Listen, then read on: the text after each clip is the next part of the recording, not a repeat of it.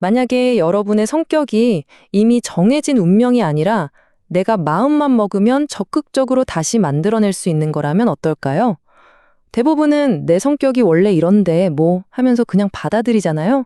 근데 오늘 이 시간에는 그 생각이 사실 우리가 스스로에게 들려주는 가장 큰 거짓말 중 하나라는 걸 한번 파헤쳐 보려고 합니다.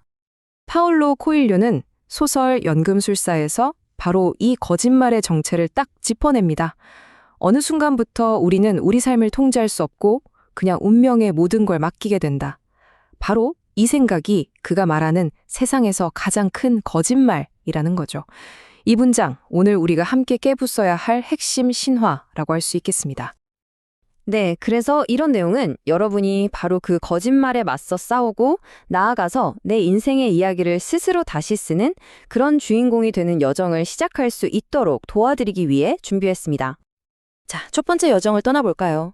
우리 모두가 마음속에 품고 있는 내면의 적, 바로 나는 어쩔 수 없어라는 그 믿음에 대해 이야기해볼 거예요. 이 믿음이야말로 우리가 깨부숴야 할 세상의 가장 큰 거짓말의 또 다른 얼굴이거든요. 창업가 노아 케이건은 이런 상태에 있는 사람들을 원트로프러너라고 불러요. 말 그대로 되고 싶어 하기만 하는 창업가라는 뜻이죠. 머릿속에는 정말 기가 막힌 아이디어가 넘쳐나는데 막상 자, 이제 시작해볼까? 하면 두려움 때문에 한 발짝도 못 떼는 상태. 아마 많은 분들이 바로 이 지점에 갇혀 있을지도 모릅니다. 리더십 전문가 존 C 맥스웰이 말했듯이 인생은 내가 어떤 패를 받았느냐가 아니라 그 패를 가지고 어떻게 게임을 하느냐에 달려 있습니다. 우리는 보통 왼쪽에 있는 것들, 그러니까 내가 타고난 성격이나 주어진 환경 같은 것에 얽매이곤 하죠. 하지만 진짜 게임은 오른쪽에 있습니다. 내가 어떤 사람이 될 것인지를 선택하고 내가 받은 이 카드를 어떻게 쓸지 결정하는 것. 이것이야말로 세상의 가장 큰 거짓말을 이겨내고 코엘료가 말한 각자의 자아의 신화를 찾아가는 길입니다. 자, 이제 본격적인 여정의 첫 단계로 들어가서 우리 내면을 한번 들여다볼 시간입니다. 성격을 바꾸는 것의 핵심은요, 바로 내 생각을 바꾸는 데 있어요. 가장 큰 변화는 환경이 바뀔 때가 아니라 내 머릿속의 각본을 내가 직접 다시 쓰겠다고 결심하는 바로 그 순간에 시작됩니다. 혹시 이런 목소리 들어본 적 있으세요? 넌 안 돼. 넌 부족해. 하면서 우리를 앞으로 나아가지 못하게 만드는 자기 의심의 목소리 말이에요. 많은 사람들이 바로 이 목소리 때문에 주저앉고 말죠. 이 목소리의 주인이 누굴까요? 놀랍게도 페이스북의 30번째 직원이자 수백만 달러 규모의 회사를 여러 개나 만든 노아 케이건의 이야기입니다. 그가 페이스북에서 해고당한 후에 싸워야 했던 게 바로 이 내면의 목소리였다고 해요. 여기서 우리가 알 수 있는 중요한 사실이 있죠. 우리에게 가장 혹독한 비평가는 바로 우리 자신이라는 것. 그리고 아무리 크게 성공한 사람이라도 이 싸움에서 예외는 아니라는 겁니다. 그렇다면 도대체 어떻게 그 내면의 목소리를 이겨낼 수 있을까요? 그 변화의 기초는 이 4가지 원칙이 있습니다. 첫째, 내 성격은 바뀔 수 있다는 사실을 그냥 받아들이는 거예요. 둘째, 모든 변화는 외부가 아니라 나의 선택에서 시작된다는 걸 아는 거죠. 셋째, 존 C 맥스웰이 강조했듯이 다른 누구보다 내가 먼저 나 자신을 믿어주는 겁니다. 그리고 마지막으로 완벽한 계획보다 더 중요한 건 바로 이 모든 걸 밀어붙일 열정이라는 연료입니다. 자, 이제 내면의 준비는 끝났습니다. 그럼 이제 생각을 현실로 만들어낼 구체적인 외부 행동 단계로 넘어가 보죠. 이건 뭐랄까 마치 영웅이 마주해야 할 시련 같은 거라고 생각하시면 됩니다. 노아 케이건은 그의 책 100만 달러 주말에서 생각을 바로 행동으로 옮기는 아주 구체적인 3단계 실험 계획을 제시합니다. 1단계 100만 달러짜리 아이디어를 찾는다. 2단계 딱 1분 만에 사업 모델을 만든다. 그리고 3단계 48시간 안에 어떻게든 돈을 버는 챌린지를 시작한다. 여기서 핵심은요, 너무 많이 생각하지 말고 즉시 실행하는 겁니다. 하지만 행동으로 나아가는 길에는 첫 번째 큰 장애물이 버티고 있습니다. 바로 요청에 대한 두려움, 다시 말해 거절당할까 봐 무서운 그 마음이죠. 이 두려움 때문에 우리는 시작조차 못하는 경우가 정말 많습니다.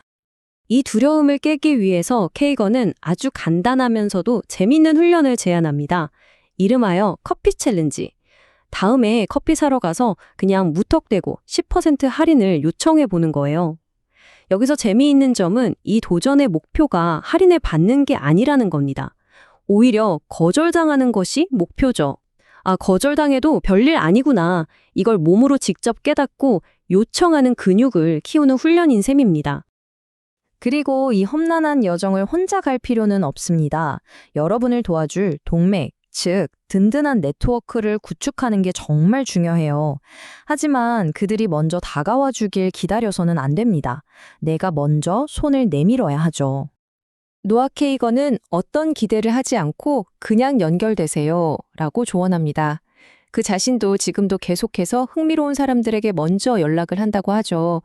여기서 핵심은 무언가를 얻으려고 다가가는 게 아니라 순수하게 관계를 맺는 겁니다.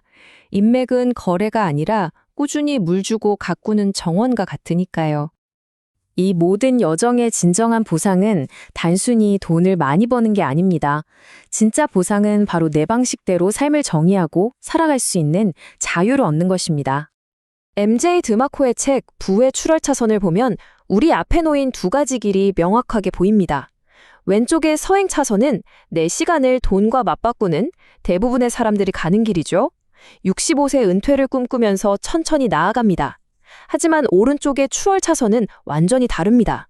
나를 위해 일하는 시스템을 만들어서 시간으로부터 자유로워지는 바로 창조자의 길이죠.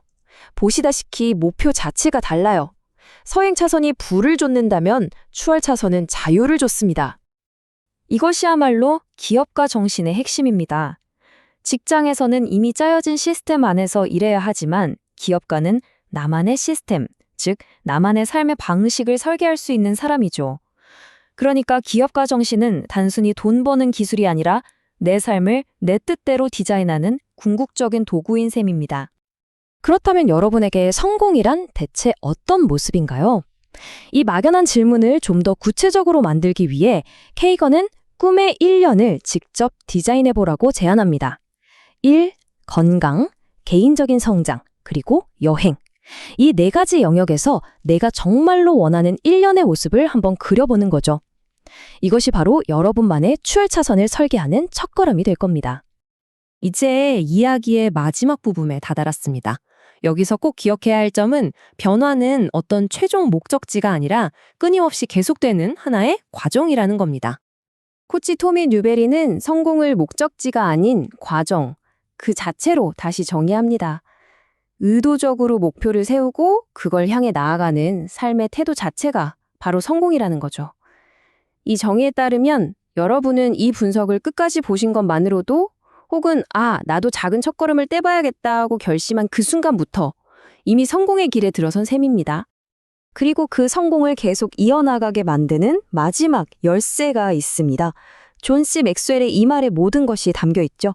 사람은 자신의 인격적인 한계를 넘어서 성장할 수 없다. 아무리 대단한 시스템을 만들어도 결국 그걸 운용하는 나라는 사람이 성장하지 않으면 모든 것은 무너지게 되어 있습니다. 진정한 추월차선은 외부의 시스템뿐만 아니라 내면의 성장을 통해 완성되는 거죠. 결국 우리는 이야기의 처음으로 다시 돌아왔습니다. 연금술사의 소녀는 결국 보물을 찾았지만 진짜 보물은 그 여정 자체에 있었어요.